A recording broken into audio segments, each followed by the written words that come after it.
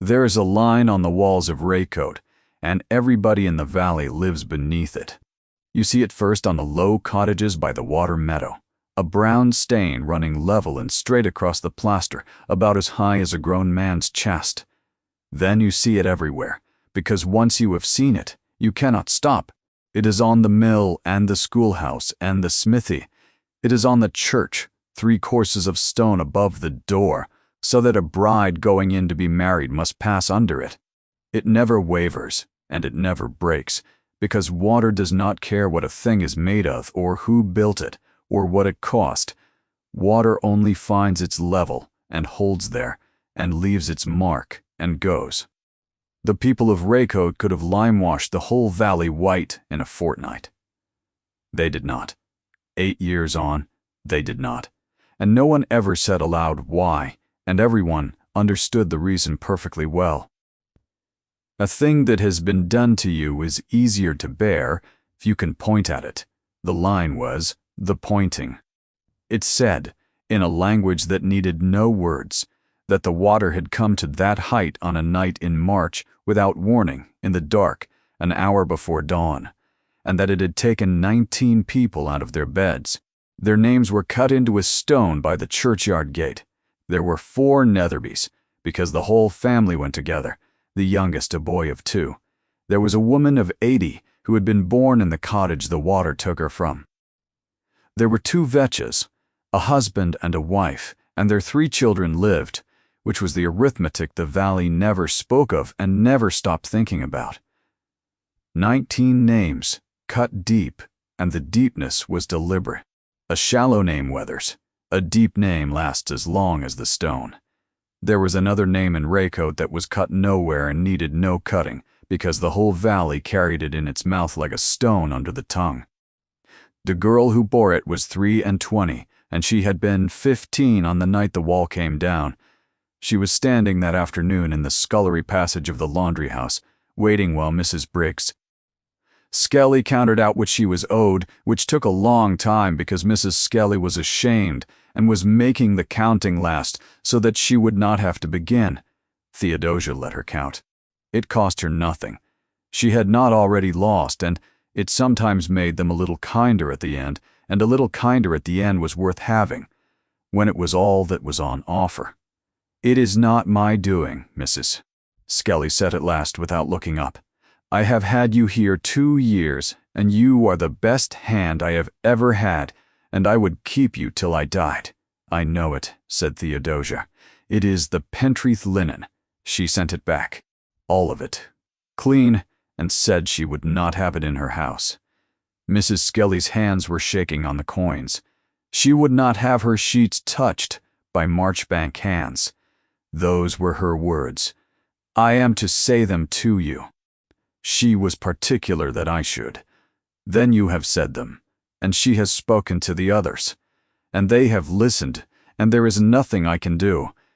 She put the money down on the board, because she could not put it into Theodosia's hand.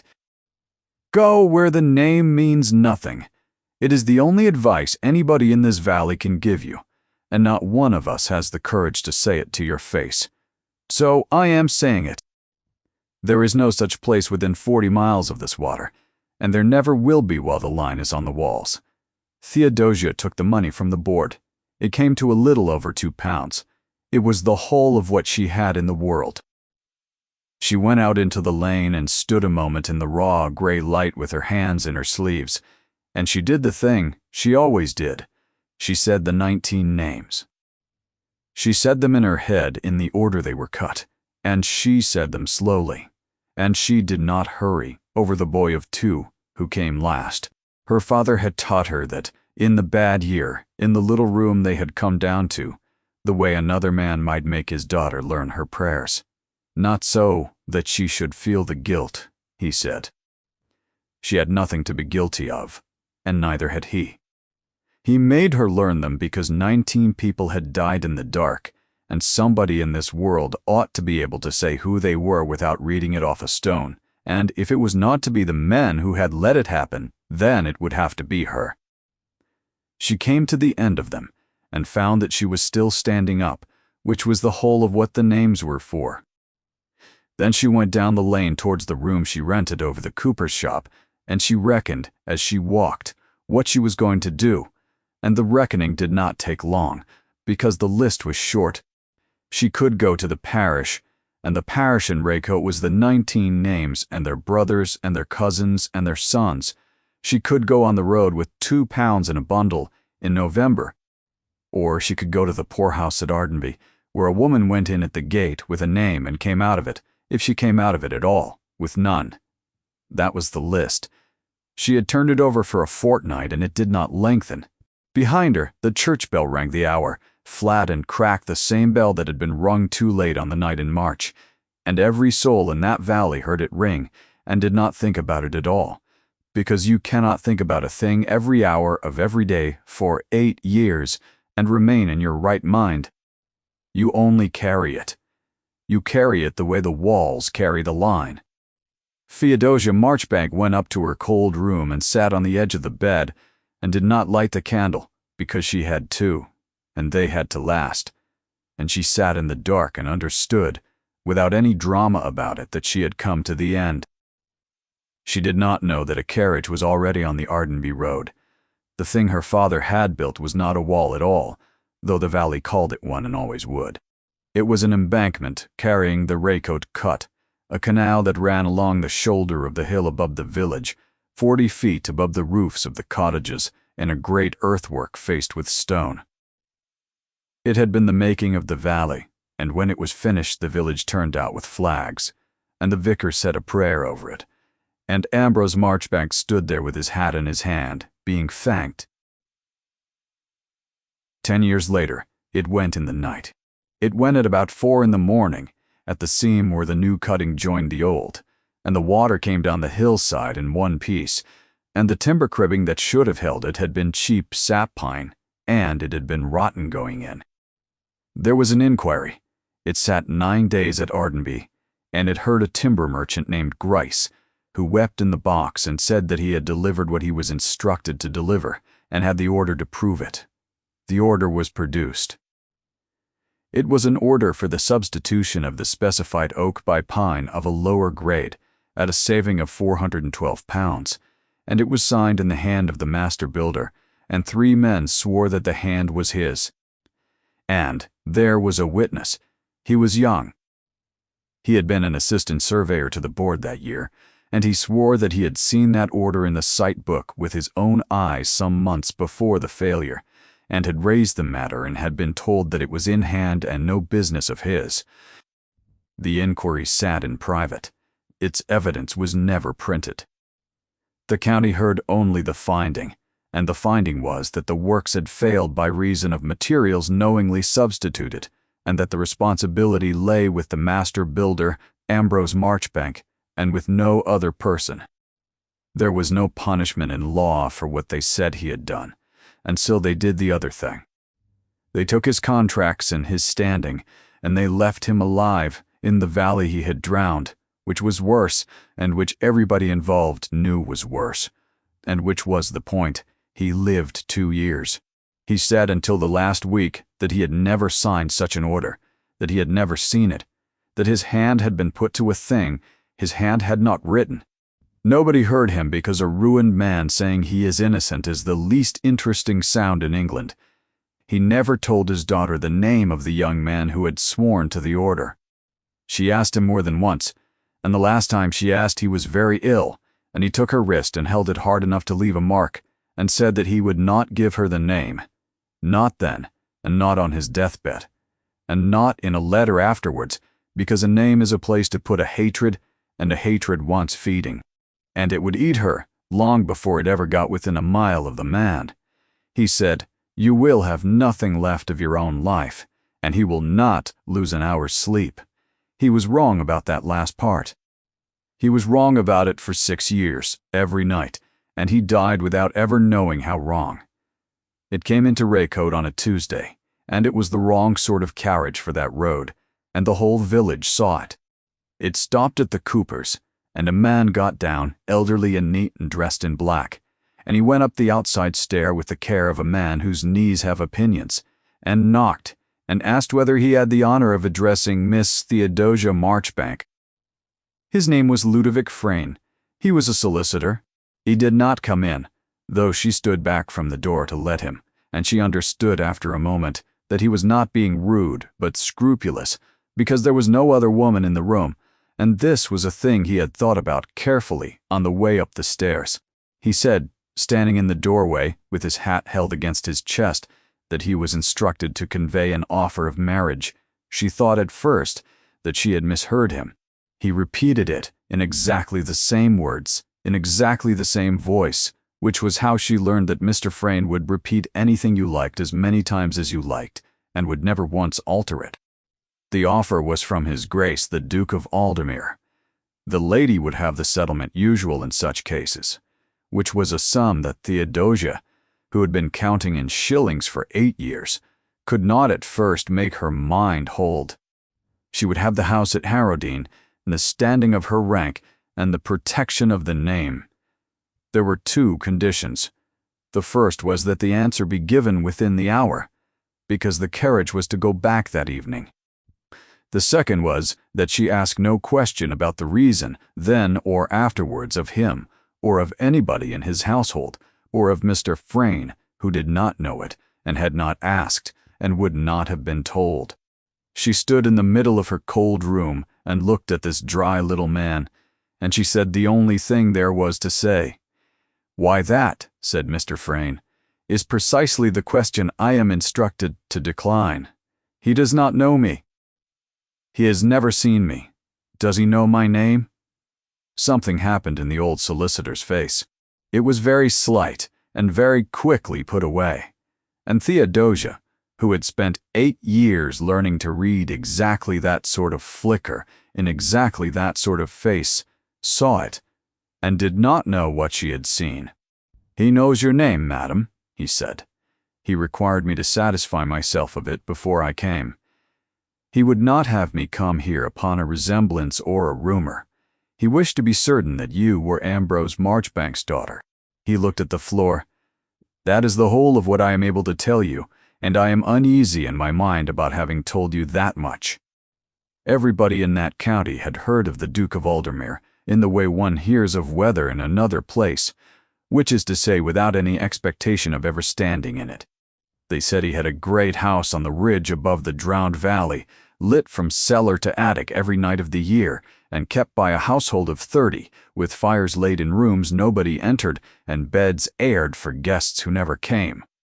And they said that the Duke of Aldermere had not slept one night beneath its roof in 6 years, that every night of his life at dark, whatever the weather, he walked out of that house alone and on foot, and that nobody in his household knew where he went, and that not one of them would say a word about it, which was worse. And that he came back at first light, every night, for 6 years. The explanations were the sort a comfortable person invents about a man who will not explain himself. He was mad. He was walking off some old trouble of his youth. He kept something in that house that could not be looked at by day, behind a locked door on the north side. And a girl who had been a housemaid there 11 days had left, without her wages rather than pass it. 3 women had been going to marry him, and 3 women had not. The county had reached its verdict long ago, and it was unanimous. Whatever the Duke of Aldermere was worth, and he was worth a very great deal, no lady in England would take him. Theodosia stood in her cold room with £2 on the table, the poorhouse 11 miles down the road, and the line on the wall below her window, level and straight and brown, and she thought about a man in a lit house on the ridge who had gone to the trouble of making certain that she was Ambrose Marchbank's daughter. She could not think of one reason on this earth why that should recommend her to any man alive. She looked at Mr. Frayne and found that she was quite calm, and that the calm was the same she had felt at the top of the lane when she came to the end of her list. "Tell His Grace," she said, "that I accept." They were married 11 days later, and he would have it in Raycote Church, and nowhere else, and he would not be moved. Mr. Frayne came down again to tell her so, and it was plain from the way he told it that he had argued and lost. "Did you tell him," she said, "what that church is to me?" I told him what it is to the valley, madam. I told him that the whole village would come out to look, and that they would not come out kindly. And I told him that his bride must walk in under the floodline to be married, because there is no other way through the door. Mr. Frayne turned his hat one full turn in his hands. He heard me out!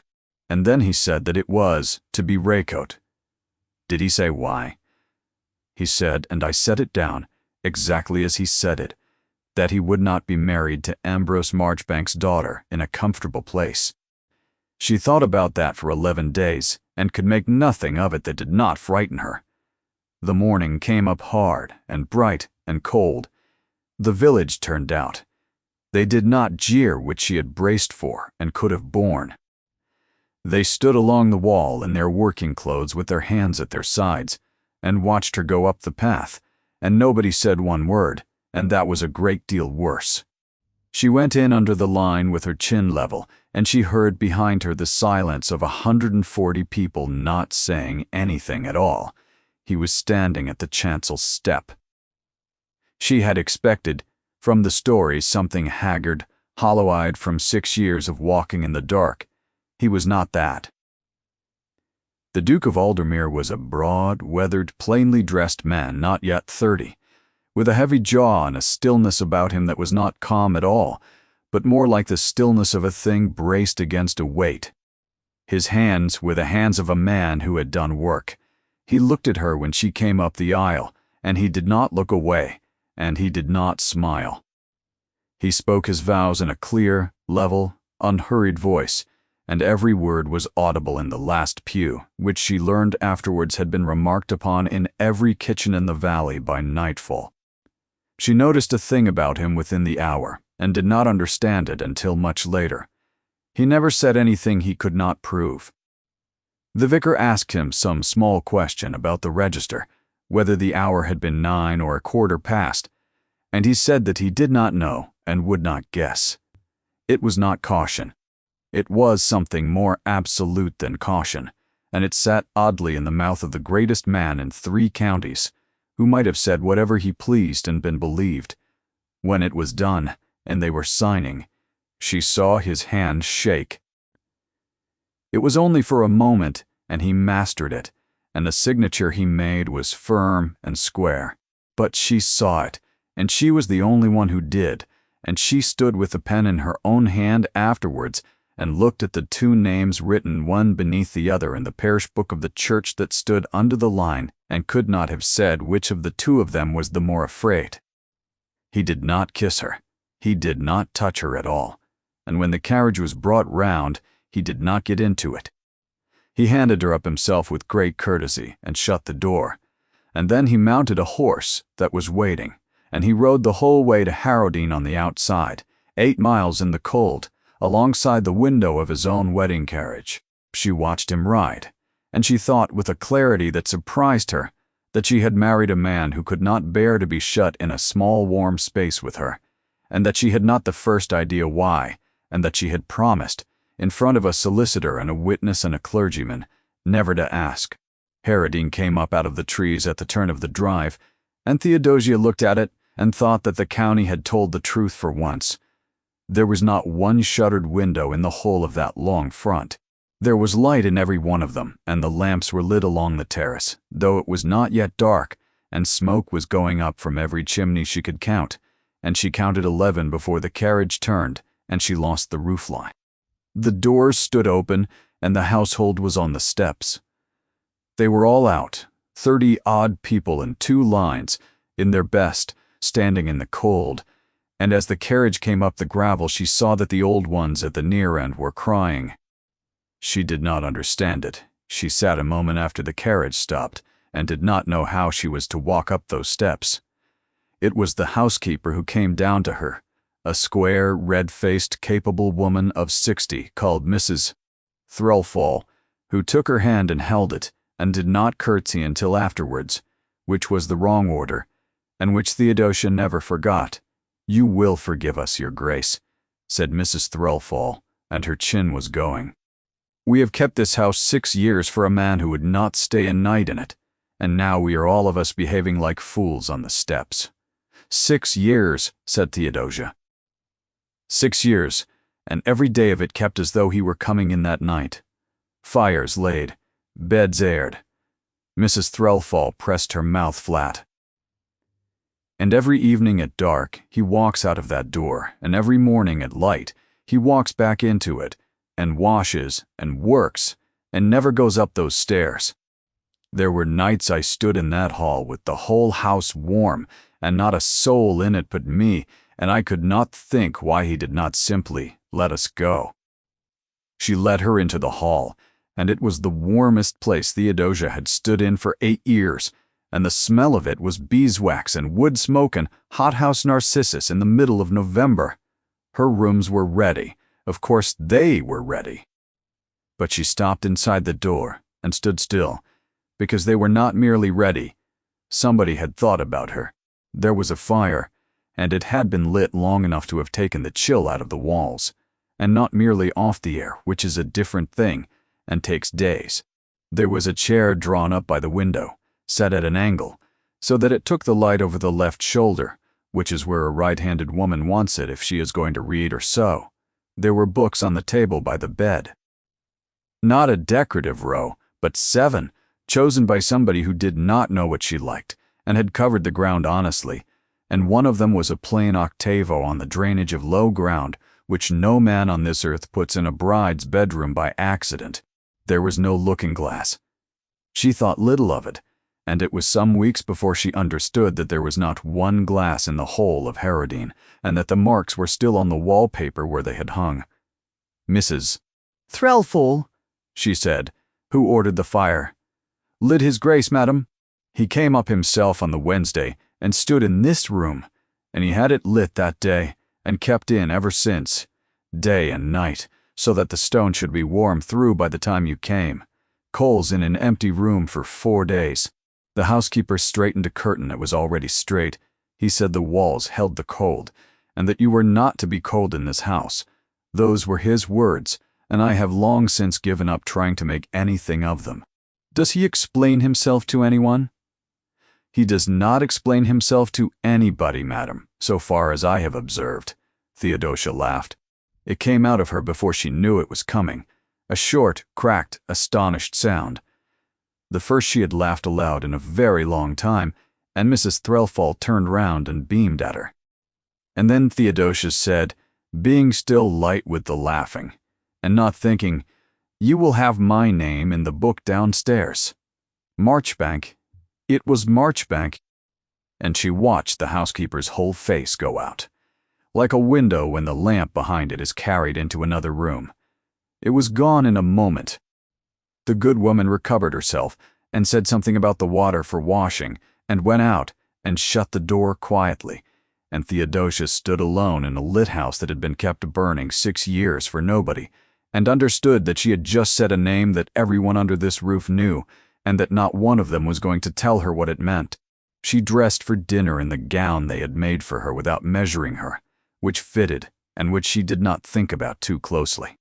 They dined at the end of a table built for 40, the two of them, with the length of it going away into the dark like a road. He asked her whether she had everything she wanted. She said that she had. He said that the household were her household now, and had been told so. She said, "And what is expected of me?" He put down his glass. "Nothing," he said. "Your Grace, a man does not marry a woman he has never seen and expect nothing of her. I did not say that I expect nothing. I said that nothing is expected of you. They are not the same." And he looked at her down the length of that table with an expression she could not read at all. "You will find that they are not the same, and I had rather you found it out than that I told you." The clock in the hall struck 7. He stood up at the first stroke as though he had been waiting for it, and he said good night to her, and he went out. She heard him cross the hall. She heard the great door open, and she heard the cold come in, and she heard it shut, and then she heard, going away down the terrace steps and along the gravel, the sound of a man walking out of his own house on his wedding night. She sat where she was for a long time. Then she went out into the hall, where a footman stood on duty at the door, a boy of about 19. "Where does he go?" she said. The boy's eyes came round to her, and they were perfectly wretched. "I could not say, Your Grace, could not or may not." "I could not say, Your Grace," he said again, in exactly the same voice, and she understood that he would stand there and say it until morning, and that if she pressed him, she would only make him unhappy. She went up to her warm room and did not sleep. She lay listening for the door, and it did not come, and at some hour past 3, she got up and wrapped herself in the counterpane, and sat in the chair by the window, which faced east, and she waited. The sky went from black to a thin, dirty gray, and the shape of the park came up out of the dark, and the rooks began, and then she saw him, and he came up the long slope from the direction of the valley, walking alone in the wet grass, soaked to the knee, his head down, and there was nobody with him and nothing in his hands. He stopped at the bottom of the terrace steps and stood a moment in the gray light, and he looked up at the house. He did not look at her window. He did not know that she was awake. He looked up at the front of the house he had kept lit and empty for 6 years, and Theodosia Marchbank, who had spent 11 days preparing herself to be used, sat in the dark behind the glass, and saw the face of a man who has come to the end of a thing he must do every night, and who knows he will do it again in 14 hours. There was no wanting in it. That was what took the breath out of her. She had braced for a man who wanted something from her, and she was looking down at a man who owed something, and she did not know what, and she did not know to whom, and she had promised never to ask. She waited 3 weeks to be told the price. She was civil and useful and very quiet, and all the while some part of her listened for the step on the stair, because everything she had learned in 8 years told her that nothing is given without a reckoning, and that the gifts which come cheapest at the start are the ones that cost most at the end. Nothing came. He did not come to her room. He did not touch her. He did not ask her for anything at all, and when she went at last to Mrs. Mackett, Threlfall, and said that she wished to be told what her duties were, the housekeeper looked at her with a kind of helpless pity and said that there were none, and that this was the standing order of the house and had been since before the wedding. "But what am I for?" said Theodosia. Mrs. Threlfall opened her mouth and shut it again. "I do not know, madam," she said at last. "I have asked myself the same thing about this house for 6 years, and I have stopped expecting an answer." And Theodosia went back up to her warm room, and found that she was more frightened than she had been on the day she had 2 pounds and no roof, and she could not for a long while work out why. Then she understood, a reckoning she knew how to meet. She had been meeting them since she was 15 years old. There was none here, and so there was nothing to brace against, and a person who has spent 8 years braced does not know how to stand up straight without it. We will pause here for one moment. If you are enjoying this story, do please subscribe to the channel, and we will go on, she began, because she had nothing else to do with herself, to walk. She went down off the ridge into the valley every morning, which no one at Harrowdean forbade, and no one advised her against, and which was the maddest thing a woman with her name could have done, and she did it because she could not sit still in that house 1 hour longer. The valley did not speak to her. Doors closed softly as she came, not slammed, only closed, and she went by beneath a flood line and said the names in her head and kept walking. It was in her 2nd week of walking that she began to notice the things that did not fit. The school was new. She remembered the old school, a low black shed with a stove that smoked, and it was gone, and in its place stood a good stone building with a slate roof and a proper yard, and over the door a tablet cut in the stone, and the tablet said that this school was raised for the children of Raycote by the generosity of Sir Ivo Cambourne. She stood and read it twice. She remembered Sir Ivo Cambourne. He had sat on the board of the Canal Company in her father's time, not young even then, and he was a great man now, a member of Parliament, the sort of gentleman whose portrait hangs in a hospital. He had been the valley's friend after the flood. He had stood in the mud with the people and put his name to the relief fund, and he had kept his hand on the place ever since, and there was hardly a good thing in Raycote that did not have his name cut into it somewhere. She had never once in 8 years thought about him for longer than a moment. She thought about him now, and could not have said why, and went on up the lane. She met the eldest of the Vetch children on the green, though she was not a child. She was a woman of about 23, with a baby on her hip, standing outside a cottage with a new roof, and she looked at Theodosia and knew exactly who she was, and did not turn her back, which was more than anyone else in that street had managed. "You are her," she said. "I am. They said you had married the Walker. They call him that. They call him worse than that." The young woman shifted the baby. She was not hostile. She was something harder to read than hostility. "There was a fund," she said, "for us. When we were left, the 3 of us, and the parish ready to put us in 3 counties. It kept us together, and it apprenticed my brothers, and it put that roof on this house, and it has never once in 8 years asked us for so much as a thank you letter. Everybody in this valley will tell you the fund was Sir Ivo Camborne's. And was it? It was a fund," she said, and went inside, and shut the door, and that was all she would say.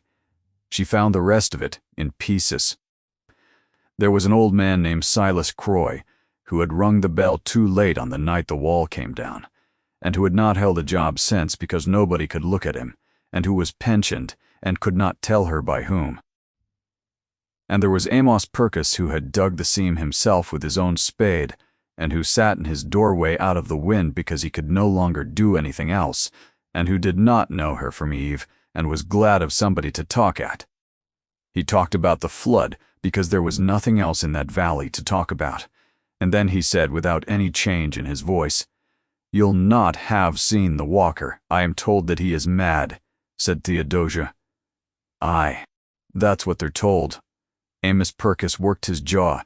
"I'm out at night, missus. There's not much sleeping left in me now. And I sit at that window, and I have watched him go by, 6 year, down the lane and out onto the meadow, and back up again before it's light. And what does he do there?" "He stands," said the old man. "That is all he does. He stands in the wet, and he stands still, and he goes away again. Then he is mad." "No," Amos Purkis said it flatly, and turned his head and looked at her for the first time, and his eyes were washed out and perfectly steady. "That meadow's been grass 8 year. There's nothing there, not a stone, nor a stick, nor a mark of a garden. I could not tell you now where my own sister's door stood. I have tried. I stood out there one summer, and I tried, and I could not find it, and I dug that seam, and I knew that meadow all my life. He knows," he said. "He goes to the same places, every night the same, not near them, the same. He stands where the Netherby house stood, and he stands where my sister stood, and I have watched him do it 6 year, and he has never once been wrong, and there is nothing out there to tell him. A madman does not know where a house was that has not been there for 8 year. A madman does not go out into the wet in November and stand in a field where 4 children died and get it right in the dark." The old man looked away down the empty lane. "I don't know what he is, but I'll not have him called mad in my hearing. There's a deal of difference between a man that's out of his mind and a man that's got something on it." Theodosia went home up the ridge with that in her, and it did not leave her. The books were How It Started, and afterwards she could never decide whether he had meant them to be. There had been 7 of them on the table by her bed when she came, and she had read them all in 3 weeks, and when she had read them, more appeared. Nobody said anything about it. She would come up in the evening, and there would be 2 more, and one of them always was of a kind that no man has any business putting in his wife's room: leveling and the setting out of works. The behavior of clay under load. A dry, cross, magnificent old book on the failure of embankments, written by a Frenchman who plainly despised everybody. She read them because she was her father's daughter, and because she had sat on a spoil heap at 11 years old and been shown how to read a section, and because she had never told one living soul that she could, since it was not a thing that helped a Marchbank. And one evening, in the middle of the Frenchman, she found a slip of paper. It was a scrap, used as a marker, covered on both sides in a small hard hand, and it was the calculation of a load upon a face, done and crossed out and done again with a different figure for the bearing. And again, 20 times over on one piece of paper, a man doing the same sum until the paper gave out and the sum would not come right.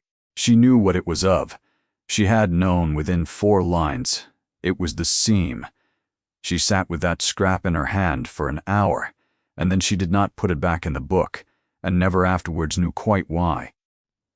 She put it in the drawer of the dressing table, where a looking-glass ought to have stood. They began to talk after that. It happened in the library at the end of a wet afternoon, because she could not help herself. She said, to the fire, not looking at him, that the Frenchman was wrong about the drawdown, and wrong on purpose, because the true figure would have embarrassed a friend of his. And the Duke of Aldermere put down what he was holding, and looked at her. "Say that again," he said. She said it again. He asked her a question. It was a real question, of the kind one professional man asks another, and it took her a full minute to answer it, and when she had answered it, he sat back and was quiet a while, and then he said, "Where did you learn that?" "From my father," said Theodosia, "who drowned 19 people. He did not flinch, and he did not look away, and he did not say any of the things a decent man says. He said, 'I am sorry. That was clumsy of me.' I asked because you are the second person I have ever heard say that about the drawdown, and the first is dead, and there it was." She did not know what it was. She only knew that something had gone across the room and touched her, and that he had shut it down again in the space of a breath, and that she had felt it. They talked. After that most days, and she learned the shape of him by learning the shape of what he would say. He would not tell her that the weather would hold. He would say that the glass was falling, and that he did not know. He would not say that a man was honest, or that a book was good, or that a thing would come right, unless he could put something behind it, and when he could not, he said so, plainly and without embarrassment. She had spent her whole life among people who said whatever was convenient and were never once asked to stand behind it, and she found that a man who will say he does not know is the only man whose yes is worth having. She began, without deciding to want his. Yes. The vicar came up in the last week of January with his wife, who was a kind, foolish, comfortable woman who could not leave a silence alone. She got to it over the second cup. "Of course," she said, "one hears such things. The walking. My husband says it is not natural in a man, and there is talk of an asylum in the family, and a servant girl who would not stop a night, and one cannot help but wonder what a person is doing out on a wet meadow at 4 in the morning. He is standing where the houses were," said Theodosia. The room went very quiet. She heard herself go on, and she did not stop, because she found that she had no wish to stop.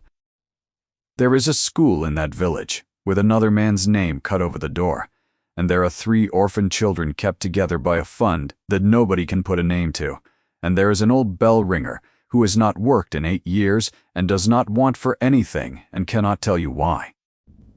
And there is a man who walks 4 miles in the dark to stand in a field where 19 people drowned and comes home wet to the knee before it is light, and has done it every night for 6 years and has never once told a living soul that he does it.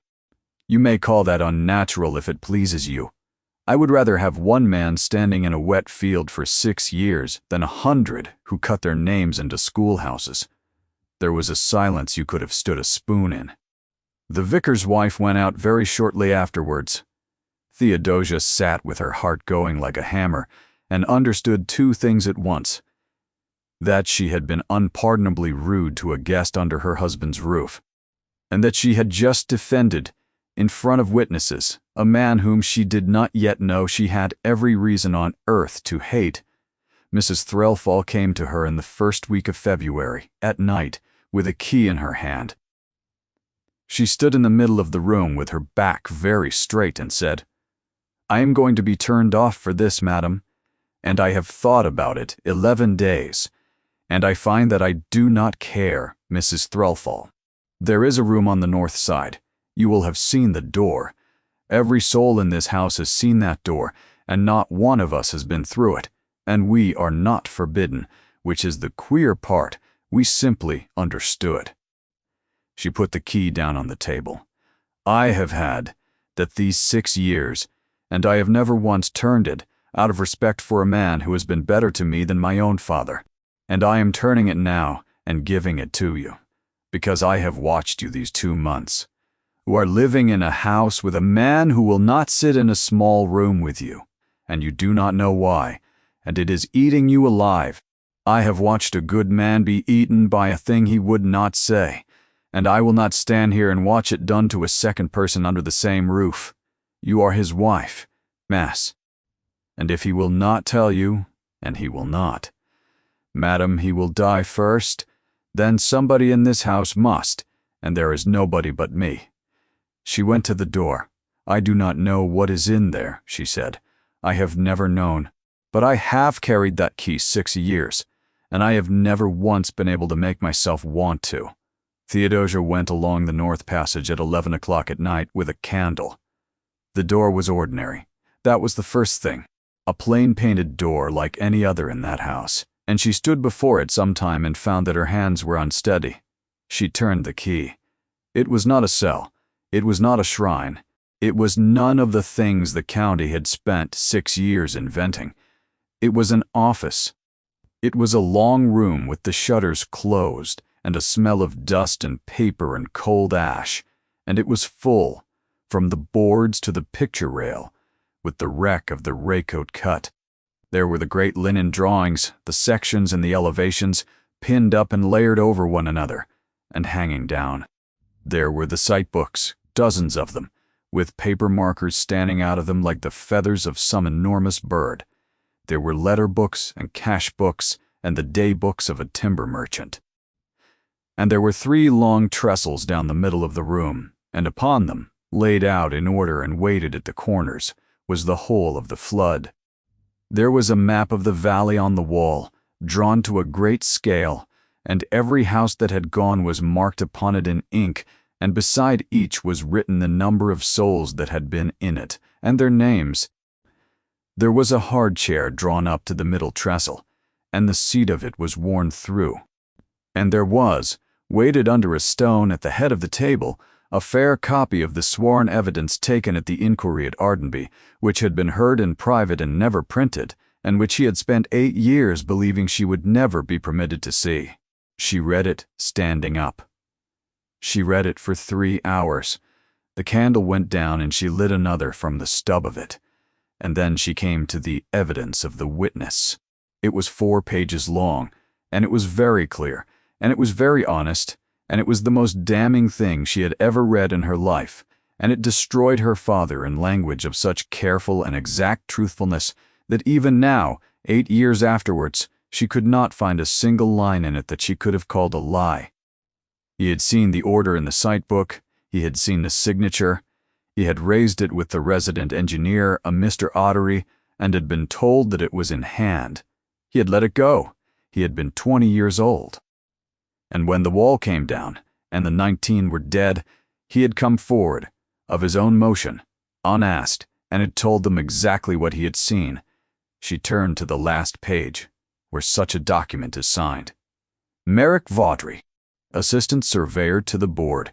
She sat down in the worn chair, in her husband's house, in the middle of the night, and put the paper down very carefully, as though it might go off. She found him at 6 in the morning at the bottom of the terrace steps, coming up out of the meadow with his boots black to the knee, and she was standing in the wet grass in her nightgown and a cloak, and she had the deposition in her hand. He stopped. He looked at the paper, and then at her face, and Theodosia watched a thing happen to the Duke of Aldermere that she had not thought possible, which was that he became all at once an ordinary frightened man. "I did not tell you," he said. "No, I never intended that you should find it out from a paper. I intended that you should never find it out at all." He stood very still, with his hands at his sides. That was cowardice. I have had 6 years to dress it up, and I cannot. You are the witness. I am the witness. You saw the order? I saw it in the June. The wall, when in the March following. I saw an order in the site book for the substitution of oak with pine, signed in your father's hand, and I took it to Mr. Ottery, and he told me that it was in hand, and that I was a boy, and that it was not my affair. And I believed him, and went away, and never looked at it again. His voice did not shake, and it did not rise.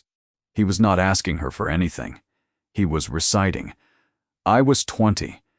I thought that having seen a thing and mentioned it was the same as having done something about it. 19 people were in their beds 9 months later, and I had known about that timber since the summer. And then you swore to it. Yes, you stood up in front of the board and you gave them the thing that finished him. Nobody made you. You came forward of your own motion. Yes? Why? And the Duke of Aldemir said, because it was true. He said it quite simply. There was no defense in it at all. It was true, and 19 people were dead, and I was 20 years old, and I believe that when a man has told the truth, he has discharged himself. He looked past her at the house. I have learned since what a true thing can do in the wrong hands. But on that day, I said a true thing, and I said it well, and I have been standing in that field every night since your father died. Theodosia stood in the wet grass with her father's ruin in her hand, and looked at the man who had ruined him, and she was shaking so hard she could not hold the paper still. I want you to say it, she said. Not the paper. You. Say what you did. I helped to destroy an innocent man, said Merrick Vaudry, and before that I let 19 people drown, and I could have stopped it with one letter, and I did not write the letter because I was told that it was in hand, and I wanted to be told that it was in hand, and there is no part of it that I can put upon anybody else. He said the thing that came next without any change of tone at all. There is a horse in the yard, and there is money lodged for you in your own name, that no man alive can touch, and it was done on the day we married. If you go, I will not follow you, and I will not write to you, and I will not put a man on the road to see where you have gone. Everything I have is arranged so that you may leave me this morning and be no worse off than if you had never heard my name. Theodosia stared at him. You arranged that, she said, before the wedding. Yes. Why? Because you were going to find out, said the Duke, and because when you found out you were going to want to go, and I was not going to have you kept in this house 1 hour by not having the fare, she went. She rode down off the ridge in the early light with the deposition inside her dress, and she went to the stone by the churchyard gate and read the 19 names. She had said them every day for 8 years. She had never once looked at them and thought about the man who had put them there. She thought about a school with the wrong name over the door. She thought about an old man who had said that there is a deal of difference between a man that is out of his mind and a man that has got something on it. She thought about a chair with the seat worn through, and she thought about the one thing in the night's reading that had not fitted, and that she had been carrying in her chest since 1 o'clock in the morning like a stone swallowed whole. The order was signed in her father's hand. Merrick Vaudry had seen it. 3 men had sworn to the hand, and Ambrose Marchbank had gone to his grave saying that he had never signed it, and Theodosia had believed him every day of her life, and there was only one thing on this earth that could make both of those things true at once. Somebody had put it there. Somebody had forged a signature and laid it in a site book, where a proud, honest 20-year-old surveyor was certain to find it, and had made sure that when he found it he was told it was in hand, so that he would remember it and let it lie, and then stand up 9 months later and say the one true thing that would bury an innocent man. You do not use an honest man by lying to him. You use an honest man by showing him a true thing that is not true. She rode back up the ridge so fast that the horse was spent when she came to the door. He was in the north room. He had not gone to bed. He had not, she thought afterwards, expected to see her again. She put the deposition down on the trestle among all the rest, and she said, "You were used." The Duke of Aldermere stood up out of the worn chair. "I have known that for 6 years," he said, "and I cannot prove it, and until I can prove it, I will not say it aloud in this house or any other." "Then we will prove it," said Theodosia. The proof was 6 years old, and very nearly complete, and worth nothing at all. He showed her all of it that morning, laying it along the trestle in order, as one man shows another, and she saw within the hour that he had been living 6 years about 4 inches from the end of the world, and had not been able to reach it. He had the timber merchant's day book bought out of the wreck of Grice's business, and it showed that the pine had gone in, against an order that was not in the specification, and that the company had been invoiced for oak. He had a clerk. Or he had had one. There had been a clerk to the canal company named Elias Pardew, a small, unlucky, gifted man who could write any hand you liked, and who had died in a room in Ardenby, and who had left a letter behind him. It lay on the trestle, under glass. It said in plain terms that he had been paid to write the substitution order in the hand of Ambrose Marchbank, and to lay it in the sight book at the works, and that he was sorry, and that he did not expect to be forgiven. It did not say who had paid him. Pardew had died before he wrote the name. There was a line begun and not finished, and the letter simply stopped, and the man who could have finished it had been in the ground 6 years, and that was the wall the Duke of Aldermere had been standing at every night of his life. He had traced £412 out of Grice's cash book and into a private account, and had lost it there, because the house would open its books to nobody. "And the last thing," said Theodosia. "The minute book of the canal company," said Merrick. "The substitution was carried in committee. It must have been. Nobody could move £400 of company money without a minute, and if there is a minute, then there is a name against it, and if it was struck out afterwards, then there is a struck-out minute, and a struck-out minute in an old company book is the most eloquent thing in the world." "Then get it." "I cannot get it," he said it flatly. "The company was wound up. Its books are with the liquidator, and the liquidator will produce them to a party with a legal interest, and to nobody else in England, and I have no legal interest. I am a witness. A witness has no standing. I have been refused 4 times in 6 years. And Theodosia Marchbank stood in the north room at Harrowdean and felt the floor go out from under her, because she had understood, all at once, the whole of the last 3 months. "Who has a legal interest?" she said. He did not answer. "Say it." "The heir at law of Ambrose Marchbank," said Merrick Vawdrey, and he looked at the floor. "Who cannot compel a liquidator to open a book because she is a laundress with £2, and who could compel him tomorrow if she had a name?" The room was very quiet. "That is why you married me," said Theodosia. "Yes. You gave me your name so that I could use it to get my father's back." "Yes. And you were never going to tell me." "I was going to have Frayne put the papers into your hand when it was done," he said. "And I was going to be somewhere else. You would have had the whole of it.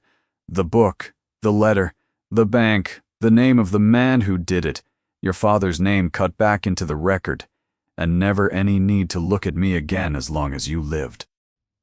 He put his hand flat on the trestle, and Theodosia saw that it was shaking, and that he was not troubling to hide it any more. "I had no right to a wife. Kai, I took a woman who had nothing, and I married her, because she was the only instrument left to me. And I have thought about that every night since the wedding, standing in that field. You could have told me," she said. "You could have come to that room over the cooper's shop and asked me. And you would have said yes," said Merrick, "out of 19 names. You would have married the man who destroyed your father, because it was the only way to clear him, and I would have watched you do it, and I would have taken that from you too." He shook his head once. "If I could give you nothing else in the world, I could at least not make you choose that. I would rather you hated me for a stranger, than that you thanked me for it." Theodosia stood there a long moment. Then she went to the trestle and picked up the pen. "Send for Frayne," she said. She signed the demand upon the liquidator on the 21st of February as her father's daughter, and he was obliged to produce. And what came back to Harrowdean on the 5th of March was a company minute book bound in green board with a broken clasp. They read it together at the trestle, with the shutters open and the light coming in off the snow. And when they had read it, Merrick Vaudry sat back in the worn chair and put his hands over his face and did not move for some time. And Theodosia stood beside him, with her hand on the back of the chair, and did not say one word, because she had learned by then that he could not bear to be thanked, and could not bear to be pitied. And that there was a third thing that he could bear, and that it had no name, and that this was it. Sir Ivo Camborne came to Harrowdean on the 9th of March, and he brought the county with him. It was the custom in that valley, since the year of the flood, that on the night of the anniversary, the people of Raycote walked up to the church at 4 in the morning, and the bell was rung at the hour the wall had gone, and that the gentry gathered first at the nearest great house and went down together. For 6 years that house had been Harrowdean, and for 6 years the Duke of Aldermere had given them his hall and his fires, and had never once gone down with them, and the county had drawn its conclusions and had not been quiet about them. They came at 10 in the evening, 60 of them, and the household, 30 more, and a deputation from the village standing awkwardly in their own coats at the back of the hall. Sir Ivo Camborne came last, as such men do. He was 60 and beautifully made, silver and upright and easy, and he had the finest manners in that county, and everybody in the room was glad to see him. He took Theodosia's hand and held it a moment, and looked into her face with an expression of the deepest and most delicate concern. "My dear Duchess," he said, "how very brave of you." And Theodosia, who had a green minute book locked in the north room and had been living 4 days with what was written in it, looked into the eyes of the man who had drowned her father and smiled at him and said that she was very glad he had come. He moved at 1:30 in the morning, in front of everybody, and he did it beautifully. He did it as a kindness. That was the art of it. He rose with his glass in his hand and spoke about the 19, and he spoke well, and there were people crying before he had been on his feet 2 minutes. And then he turned, with the greatest possible gentleness, to the head of the room. "And I must say one word," he said, "which it gives me no pleasure to say, and which I say only because I have loved this valley for 8 years, and I will not see it wounded twice. Your Grace has taken a wife. It is not for any of us to speak against a man's choice, but this valley has a right to be told what is being done to it. There is a stone at that church gate with 19 names cut into it, and there is a lady standing in this hall tonight, in silk, who bears the name of the man who put them there, and who will walk down that street with us at 4 o'clock, and stand at that stone among the mothers. I do not blame her. A child is not her father, but I am bound to ask why the Duke of Aldermere, who has never once in 6 years walked down to that bell with the people of this valley, should choose this year, of all years, to put the builder's daughter at their head. And there are those in this county who have begun to ask whether there was more between His Grace and Ambrose Marchbank 8 years ago than has ever been printed." He set down his glass in a silence you could have heard a pin drop into. "I have asked, that is all. And I say to your Grace, before all these people, that there is one word from you which would end it. Put her aside. Send her away, decently and generously, as I know you would. Send her away tonight before the bell, and this valley will call you what it has never yet been able to call you, which is a friend."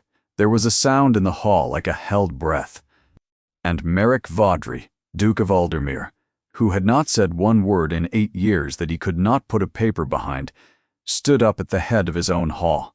"No," he said. He let it stand a moment. "You have asked me a question in front of my household, and my wife, and 30 people out of that village, and I am going to answer it in the only way I have permitted myself to answer anything, since I was 20 years old, which is with the paper in my hand. Everything I say from this moment I can prove. In the June before the wall came down, I was an assistant surveyor to the board, and I found in the site book at the works an order for the substitution of oak with pine of a lower grade at a saving of £412, and it was signed Ambrose Marchbank. I took it to the resident engineer. I was told that it was in hand. I was 20 years old, and I let it lie, and 9 months later, 19 people were drowned in their beds, and I have never once in 8 years tried to make that smaller than it is. When the inquiry sat, I came forward and I swore to what I had seen. I told the truth, and my truth was the thing that finished him. The room had gone entirely still. Ambrose Marchbank never signed that order. It was written for him, in his hand, by a clerk to the canal company named Elias Pardew, who was paid to do it, and who laid it in the site book where a young man of an honest turn of mind was certain to find it. It was written to be found, it was written to be believed, and it was written in the certainty that when the wall came down, that young man would stand up in a public place and say what he had seen, because a lie needs a liar. But a forgery needs an honest witness, and I was the honest witness, and I did exactly what I was put there to do. Merrick laid the papers on the table. Pardew set it down in writing before he died, and I have the letter, and he died before he could name the man who paid him. Grice's daybook. The pine went in against an order that is not in the specification, and the company was invoiced for oak, Grice's cash book.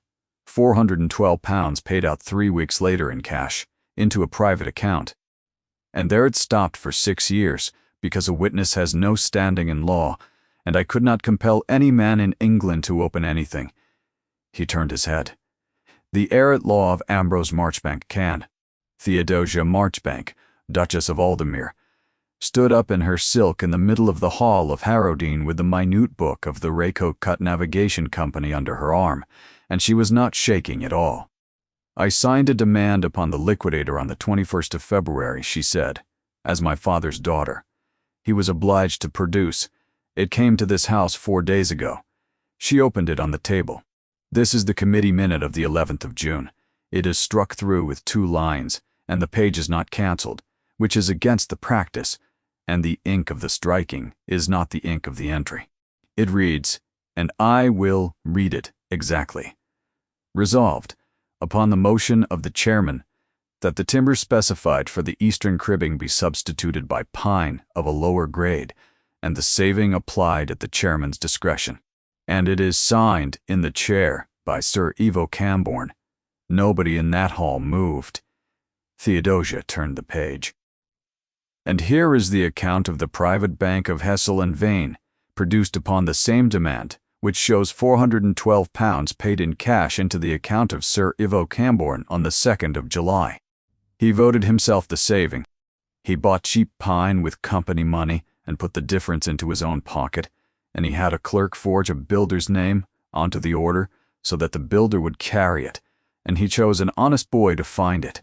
And when it came down, and there were 19 people dead in the water, he came into this valley and stood in the mud with the mothers and put his name to the fund.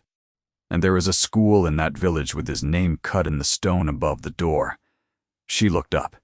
He did not pay for the school. The hall of Harrowdean made a sound that Theodosia never afterwards knew how to describe, and it went round the room like wind across a wheat field. And then it stopped, and there was nothing at all. Sir Ivo Camborne stood in the middle of it, in the finest coat in the room, and said nothing whatever, because there was nothing whatever to say. The clock struck 4, and the Duke of Aldermere stopped in the doorway of his own hall, and turned round and looked at the 60 people of the county, and the 30 of his household, and the men from the village, standing at the back in their own coats, and he said the only thing that was left. "It is the hour," he said. "Come with me." They followed him, every one of them, out of the lit house and down off the ridge in the dark, in their evening clothes and their good boots, and they went down the lane past the mill and past the schoolhouse with the wrong name over the door, and they did not go to the church. He took them out onto the water meadow. It was wet to the ankle, and there was nothing there. Grass, and standing water, and a mist coming up off it, and not a stone, nor a stick, nor a mark of a garden. And the county stood in it in their evening shoes, and had no idea in the world what they had come for. Merrick Vaudry walked out into the middle of it, and stopped. He stopped as a man stops at a door. He took off his hat. "Perkiss," he said, and he said the name of an old woman of 80 who had been born in the cottage that had stood upon that ground, and there was a sound behind him in the dark from a very old man who had been carried down the lane on a hurdle by 2 of his neighbors and who had not been out of his own door in 2 years. He walked 12 paces to the west and stopped again and said the name of a house and the 2 names in it, and one of them was Vetch. He went on. He walked the meadow in the dark. He stopped 19 times. He was never once wrong, and there was nothing out there to tell him, and he said every name and took his hat off at each one, and he did it the way a man does a thing he has done 4,000 times and will do again tomorrow. And behind him, standing in the wet grass in the last of the dark, the whole of that house and the whole of that county and the people of Raycote stood and listened, and not one soul among them said a single word. He came at the last to the far side of the meadow, and stopped, and stood a long time before he spoke. "The Netherby house," he said, and he said their names, 4 of them, and he said the boy of 2 last, and he did not hurry over him. Theodosia stood at the edge of the meadow, and could not breathe. She had said those 19 names every day for 8 years in that order, ending upon that child, and she had never hurried over him, because there was one man in the world who had made her learn it that way, in a cold room in the bad year, and he had been dead 6 years, and there was nobody else living who knew it. She got to Merrick as the sky was going gray. She was crying so hard that she could not see, and she took hold of his coat with both hands. "Who taught you the names?" The Duke of Aldermere stood in the water meadow with his hat in his hand.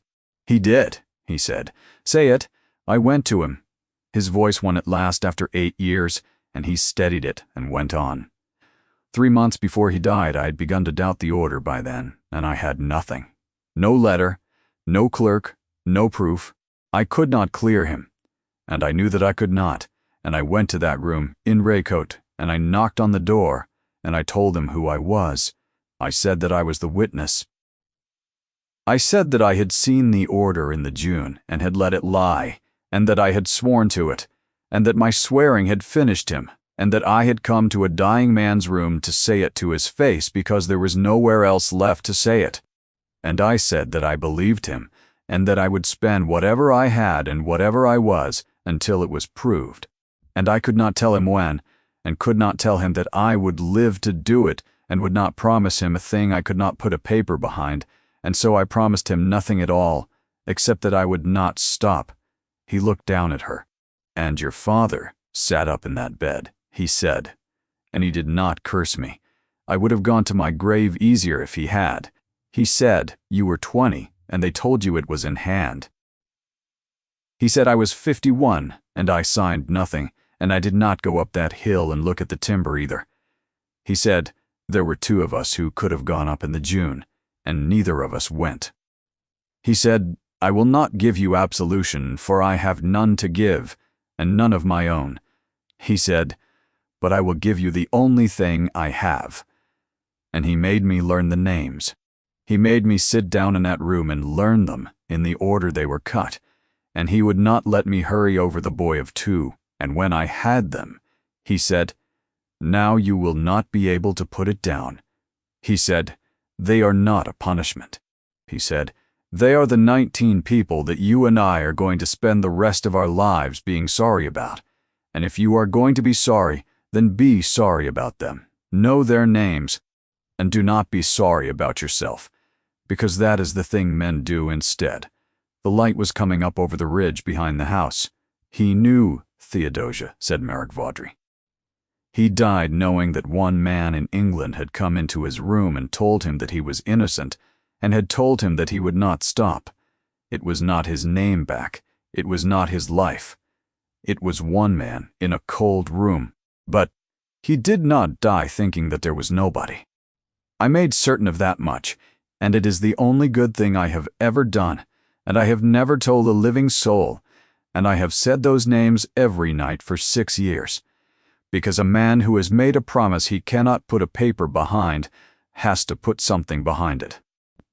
And Theodosia understood, standing in the water where the houses had been, why her father had never given her the name. He had held her wrist hard enough to bruise, and told her that a name is a place to put a hatred, and that it would eat her long before it ever reached the man. She had believed for 8 years that he was protecting her.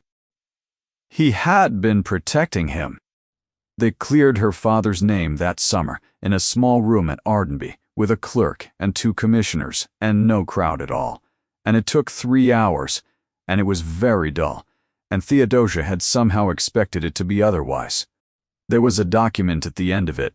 It said that Ambrose Marchbank had been wrongly found against and stood acquitted, and that his name was restored to him and to his heirs. Sir Ivo Camborne never stood his trial. He went abroad in the June and died at Boulogne in the 2nd year after, and his name came off the school in the autumn, and the tablet was broken up and used in the yard wall, which the schoolmaster had not intended as a comment, but which the village took as one. The doors of Raycote opened one by one. It took 2 years. It was a nod at a gate. It was a woman at the mill who stood aside for her, and then, the next week, did not stand aside, but spoke. It was old Amos Purkis, 3 months before he died, saying at his own door, without any preamble, "I told you he weren't mad," and shutting it again before she could answer, which was his way of forgiving them both. And the Duke of Aldermere slept in his own house. It was in the September, and the whole staff knew it was happening, and not one of them could be got to go to bed. Mrs. Threlfall stood in the hall at midnight listening to a house that had been kept warm and lit and ready for 6 years for a man who would not come up the stairs, and she heard nothing at all, which was the point, and she went to her room and cried for half an hour and denied it for the rest of her life. The looking-glasses went back into Harrowdean that same autumn, all of them. He had taken them out in the first month, every glass in the house, because there had been a time when he could not pass one, and Theodosia never once asked him about it, and he told her anyway, on a winter evening, that a man who cannot look at his own face has no business keeping the means to do it in every room. He never became a talker. He was not made for it. He went to the end of his life saying that he did not know when he did not know, and there were men in the house who sat forward when he stood up, because a man who will only say what he can prove is worth 10 who will say anything. But he said in the years that came a great many things that he could not prove. He said them to her at night in a warm room, in a house he could bear to be inside. He said once that he had loved her from the moment she told him the Frenchman was wrong about the drawdown, and she said that he could not possibly prove it. And he said no, that he could not, and that he was going to say it anyway, and that she had cured him of a thing he had believed incurable, which was the certainty that a man who has once done harm with a true word must never again risk a word at all. And on the 9th of March, every year for the whole of their lives, the Duke and Duchess of Aldermere went down off the ridge in the dark and out onto the water meadow, and stood in the wet grass at the hour the wall had gone, and said 19 names between them, turn and turn about, and did not hurry over the boy of 2. Sometimes the village came down with them, sometimes it did not. They would have gone if the whole world had stayed in bed. And there was not one soul in that valley who could have told you the day on which they had stopped calling him the Walker, and started taking their hats off when he passed. She kept the scrap of paper out of the Frenchman, the same sum done 20 times over, and never coming right, in the drawer of her dressing table, in the room where the glass had once been taken away, and long after she was dead her son found it, and could not think what it was, and put it back. Every house in that valley had shut its door against her, and they had been right too, by the only reckoning they had.